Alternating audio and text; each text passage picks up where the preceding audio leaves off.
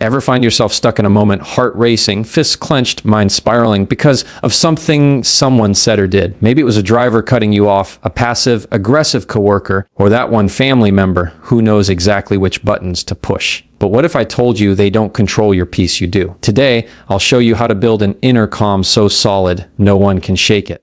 This isn't about being passive, it's about being powerful in how you respond. Let's break this down.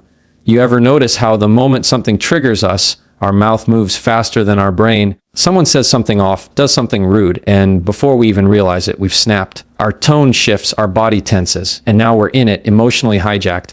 But here's the truth, there's a space, a tiny sliver of silence between what happens and how we respond. And in that space is where everything changes. Most people never even realize that space exists. They go from stimulus to response in a heartbeat like it's hardwired. But it's not. That's just a habit, a trained response. And habits can be retrained. Mastering the pause isn't about silencing yourself. It's about choosing your power. You don't have to react just because you're provoked. You don't have to take the emotional bait. That bait is always there. Someone's sarcasm, someone rolling their eyes, someone interrupting you mid-sentence. And you can feel it rise in your chest, that heat, that pressure. That's your cue. That's the moment you pause. Now, let's be real. Pausing doesn't always feel good, especially when you feel disrespected. Your ego wants to defend, attack, or shut down. But power doesn't live in those knee-jerk reactions. Power lives in self-control. It lives in the deep breath, in the steady eye contact, in the choice to respond instead of explode. When you pause, you give your nervous system a moment to reset. You're not denying your emotion. You're acknowledging it without handing over the keys. That's emotional maturity. That's strength. Let me give you a real moment. A woman came up to me after an event and said, "I just can't help it. My boss says one thing, and I go from calm to furious in seconds. It's like I black out." And I told her, that's not your boss's power. That's your body reacting before your brain can lead. She didn't need to fix her boss. She needed to build her pause. And it doesn't have to be long, 3 seconds. That's all. 3 seconds to breathe, to blink, to say to yourself, I don't have to go there. Those 3 seconds build a wall between you and chaos. That pause creates space for wisdom to enter the room. Because if you always respond at the level of your anger, you stay stuck at the level of your anger. You know what happens when you build this muscle over time?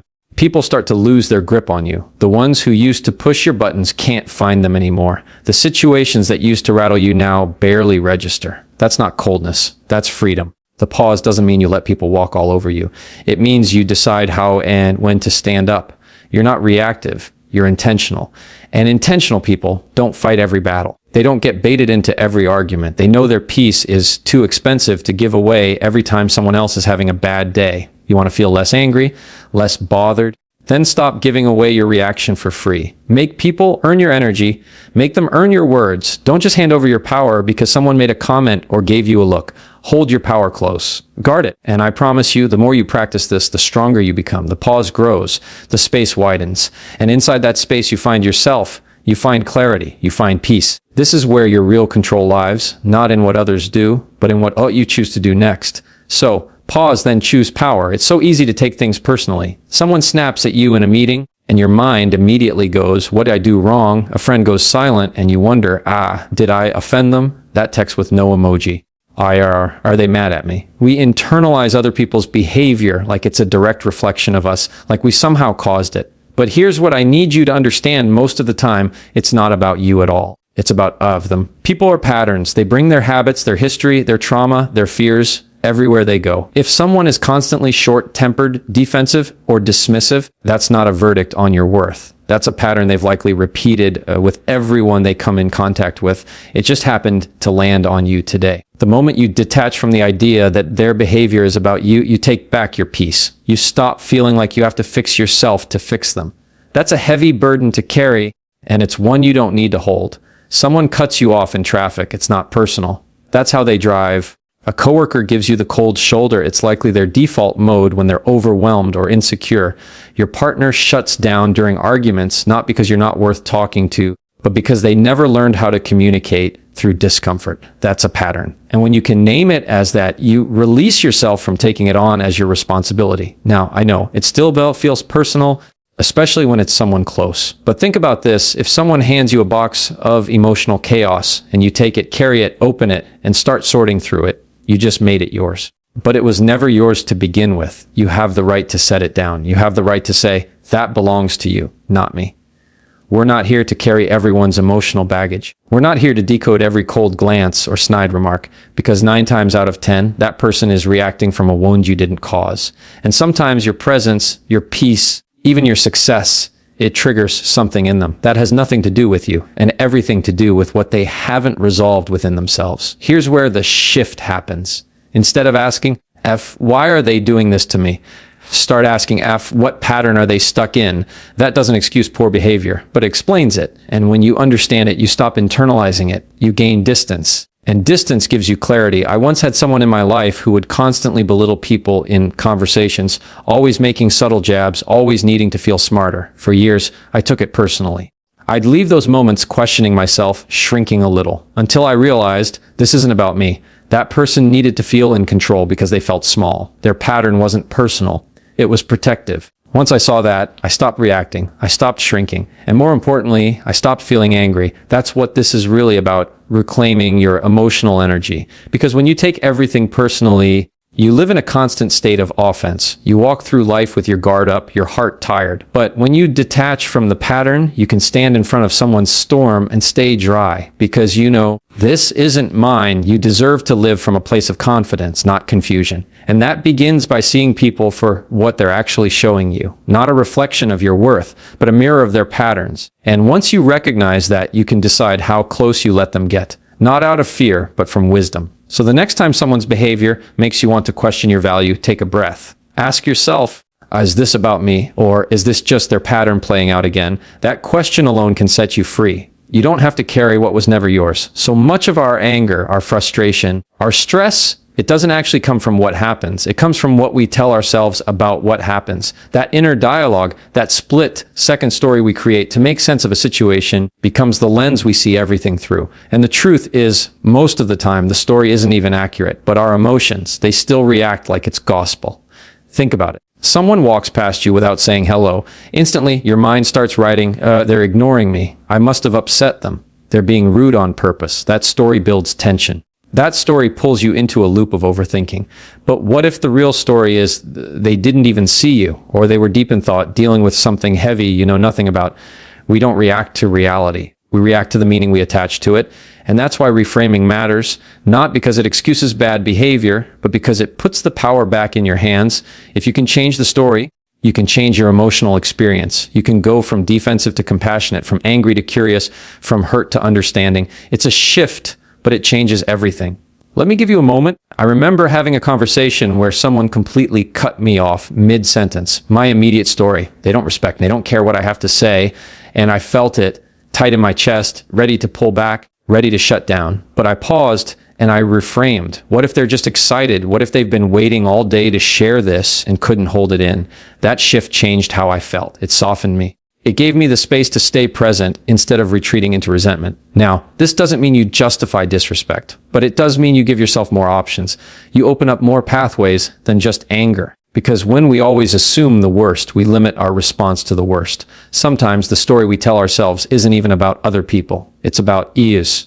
I'm not good enough. I always mess things up. Nobody ever listens to me. Those narratives, most of them planted long ago, get triggered in small moments. And suddenly, we're not just reacting to what's happening, we're reacting to years of hurt, years of beliefs we never questioned. You have the right to question them now. You have the right to ask, is this story helpful? Is it even true? Because if it's not helpful and it's not true, why are you letting it run your mind? This is where emotional strength comes in, not in pretending things don't bother you, but in choosing how you interpret them. You can say to yourself, maybe they're having a bad day. You can say, maybe that had nothing to do with me. You can say, I don't need to create drama where I can create grace. A reframing isn't lying to yourself. It's giving yourself a more balanced, honest way of looking at what just happened. It's stepping back far enough to see the full picture, not just the part that made you feel small. And when you practice that again and again, something shifts. You become less reactive. You take things less personally. You move through life with more ease because you're not constantly under attack, not from others and not from your own thoughts. It's okay to feel what you feel. That's human. But your feelings are shaped by your thoughts, and your thoughts are shaped by the story you tell. So if you want to feel differently, Start by telling a better story, one that gives you peace instead of pain, one that invites understanding instead of offense. You are the narrator of your life. No one else gets to write the meaning but you. Choose the story that sets you free. There's a difference between being strong and being hardened. A lot of people confuse the two. They think strength is about shutting people out, snapping back, staying guarded, staying sharp. But that's not strength, that's a reaction shell. It looks tough on the outside, but it's built from pain. And when you're living in that shell, all it takes is one comment, one look, one mistake, and you crack. Real strength doesn't live on the outside. It lives deep in your center. That emotional core, that's what steadies you. That's what allows you to face tension, disrespect, conflict, without folding or flaring. It's not that you don't feel the emotion. You do. You just don't let it run the show. Building that emotional core isn't flashy. It's quiet, it's personal, and it's daily. It's choosing to reflect before you react. It's choosing to breathe before you break. It's choosing not to match someone else's chaos with your own. That doesn't mean you're weak. That means you're wise. You're grounded. Now, let's be honest. Life will test you. People will test you. You'll encounter disrespect, betrayal, misunderstanding. And if your only defense is snapping back or shutting down, you'll keep cycling through the same kind of pain, just with different faces. But when you've done the inner work, you're not moved by every storm. You can feel the pressure, hear the noise, and still move with clarity. This kind of strength starts with knowing yourself. What triggers you? What wounds you carry? Where your insecurities live? Because if you don't know those things, they'll get pushed and you'll react without realizing why. But when you do know, you can pause, you can name it. You can decide, I'm not going to let this moment define me. I'm going to respond from my values, not my wounds. Your emotional core gets built through little practices. Getting still in the morning before the noise of the world begins. Journaling instead of venting. Taking a walk instead of firing off that angry text. Saying, let me think about that, instead of giving an answer you'll regret. These aren't signs of weakness. These are signs of discipline, and discipline is power. People who are constantly reacting, they're tired because they're living on edge, waiting for the next person to offend them, living in defense mode. But people who've built emotional depth, they walk differently. They listen more than they speak. They choose peace over proving a point. Not because they're trying to avoid conflict, but because they know what's worth their energy and what isn't. Let's be clear. This doesn't mean you don't hold boundaries. It doesn't mean you tolerate mistreatment. It means you don't let mistreatment take over your whole day, your whole spirit. You learn how to speak up with calm, how to walk away with grace, how to stand firm without turning cold. It's not about building walls. It's about building roots. And those roots, they hold you steady when things get messy. Because no matter how evolved we think we are, life will still throw things at us. Someone will say something they shouldn't. A situation will blindside you.